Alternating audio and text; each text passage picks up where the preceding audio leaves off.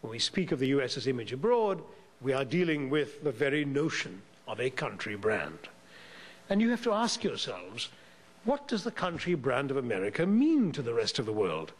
What qualities do people associate with it? What makes up the cumulative image, the cumulative aspect of America's image in the rest of the world? Now, one of the problems with any country brand, and certainly of America's, is that there's no one managing it.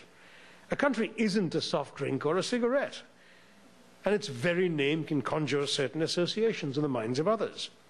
And for better or for ill, that name is associated primarily with those who wield executive authority in the country, with those who exercise the name officially abroad, in other words, with the government, but not only the government. Because the government isn't the only element in charge of the brand.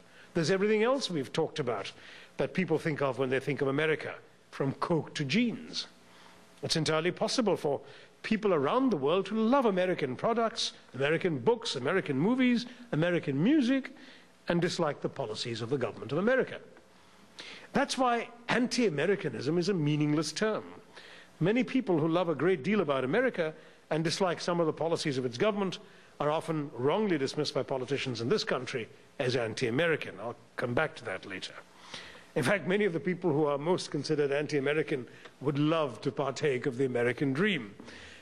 I often say that the unspoken slogan of many protesters outside American embassies in the Middle East and abroad elsewhere is really, "Yankee, go home, but take me with you." In the information age, it's often the side which has the better story, not the better army, that wins. For a country to become and remain a successful brand, it must be and remain the land of the better story. Now, some of this is about who you are, not what you are trying to show. The fascination with the current American presidential election around the world is all the more valuable because your election is not about the rest of the world. It is America deciding its future for itself. And yet what you decide for yourselves will have a huge impact on the rest of the world. Equally, this quadrennial presidential exercise brings America a great deal of attention and usually admiration for what it reveals about the US to the rest of the world, even if it's not something that you're particularly trying to show them.